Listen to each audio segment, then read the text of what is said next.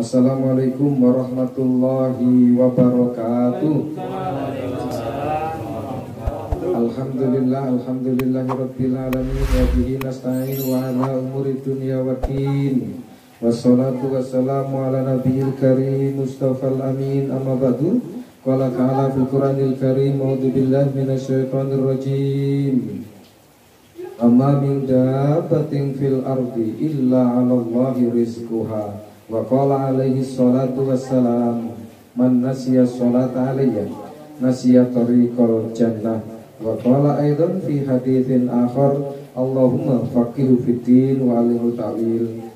Yang terhormat Bapak Ketua RT, yang terhormat Bapak Ahmad Sabri sebagai tuan rumah malam ini yang memang wajib kita datangi walaupun hujan. Sementara ada separuh lebih insya Allah nggak hadir, bukan apa-apa Mas Sabri, tapi memang keadaan jauh nggak punya payung. Yang terhormat Ketua Masjid, Ketua Yasinan nggak hadir juga. Sekretarisnya, bendaharanya hadir, sekretarisnya hadir. Mana Mas Sol, Mas Isol hadir. Alhamdulillahirabbil alamin. Masih berbicara tentang rezeki. Sudah kita sampaikan kemarin bahwa rezeki itu menempel dalam diri manusia, enggak mungkin tertukar. Al-Imam Asy-Syafi'i pernah berkata, alim tu anna rezeki layak kuluhu ghairi fatma anna bali. Kata Al-Imam Asy-Syafi'i, aku mengerti bahwa rezekiku tidak mungkin dimakan oleh orang lain, maka tenanglah hatiku. Kata Imam Asy-Syafi'i. Ini membayangkan Bapak betapa rezeki itu sudah ada sebelum kita ada. Rezeki itu sudah disiapkan, gak mungkin ketuker ketika kita lahir. Ada sebuah cerita di London itu Pak, terjadi ada dua wanita melahirkan di tempat yang sama, maksudnya bidannya juga sama, rumah sakitnya sama, dokternya sama, ruangannya sama, tapi yang dilahirkan beda. Ibu yang satu melahirkan perempuan, ibu yang satu melahirkan laki-laki. Begitu bayinya dimandikan, itu si ibu rebutan, anakku yang laki-laki, kata ibu si A. Si B ngomong, anakku yang laki-laki. Si dokter sama perawatnya bingung. Memang dia juga nggak inget si A tadi anaknya laki-laki, apa si B anaknya laki-laki. Memang anak laki-laki itu dari sononya Pak untuk rebutan. Seperti wong sini Pak, kalau belum punya anak laki-laki itu kayaknya belum sempurna kan gitu kira-kira. Sama Pak, orang London juga begitu. Anak laki-laki jadi rebutan. Si ibu A ngomong anak saya laki-laki, si ibu satunya ngomong anak saya bener laki-laki. Bingunglah si dokter dan perawat ini. Tapi dia ingat ada salah seorang dokter mengingat punya teman muslim. Ingat Bapak, di London ini sudah mulai banyak muslimnya Pak. Gelombang muslim luar biasa. Gelombang orang non muslim masuk muslim luar biasa. Sampai ada prediksi nanti bahwa London itu menjadi Madinah kedua, saking banyaknya orang Islam saat ini. Nah, si dokter yang non muslim ini pernah punya temen, ingat pernah punya temen seorang muslim yang sebutannya juga kiai lah kira-kira di sana, tokoh agamanya, dan pernah berbicara bahwa Islam selalu ada solusi. Ingat Bapak, agama Islam selalu ada solusi.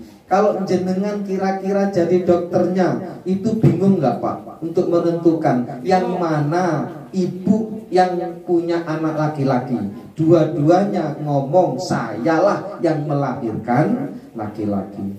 Datanglah dokter ini kepada ulama di sana dan disampaikan kegelisahan dan kebingungannya, yang mana ibu yang mana yang punya anak laki-laki.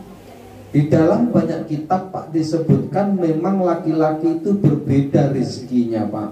Lalu si ulama itu ngomong referensi sebuah kitab, ternyata benar apa yang disampaikan oleh ulama ini. Hai dokter, coba kamu tes air susu ibunya masing-masing, kamu masukkan laboratorium, nanti akan terlihat di antara keduanya itu, salah satu di antara keduanya itu punya susu yang nutrisinya 2 kali lipat. Itulah yang punya anak laki-laki.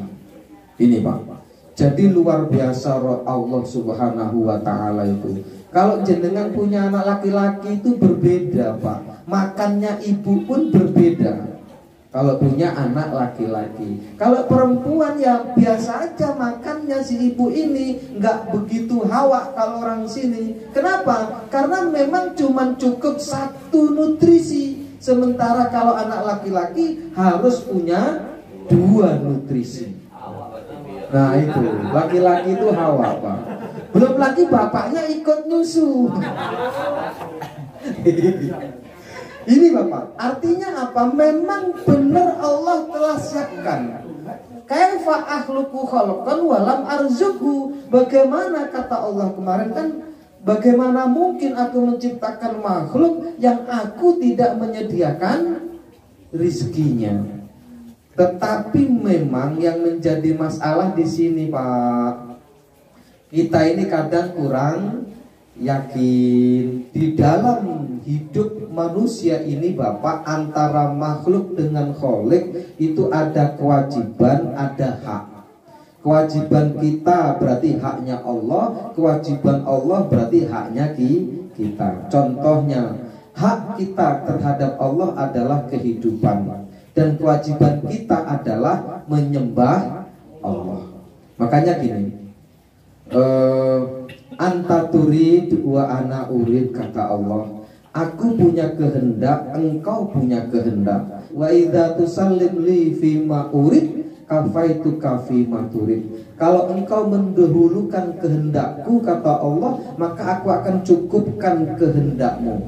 Fa idza lam tusallim li fi ma urid at'abtu kafi ma turid. Kalau seandainya engkau tidak mendahulukan kehendakku, maka aku akan buat kamu capek dalam mengejar kehendakmu. Wala yakunu illa fima urid, dan tidak akan mungkin terjadi kehendak itu kecuali kehendakku, kata Allah. Makanya kalau kita terlalu jauh dan selalu jauh kepada Allah, selalu jauh dari Allah, maka semakin sulit Pak. Kenapa? Kita dibuat capek mengejar kehendak kita, sementara yang pasti terjadi adalah kehendaknya Allah. Kita punya kehendak bekerja, itu adalah kehendak kita agar mendapatkan rezeki. Tapi kemudian menafikan perintah Allah, jauh dari Allah, maka akan semakin sulit. Insya Allah kita tidak akan masuk dalam ruangan itu, dan ruangan kita akan selalu mendahulukan kehendak Allah. Apa itu? Wa ma khalaqtul jinna wal insa illa liya'budun. Tidak aku ciptakan jin dan manusia kecuali beribadah kepadaku, kecuali untuk beribadah kepadaku. Ini saja. Assalamualaikum warahmatullahi wabarakatuh.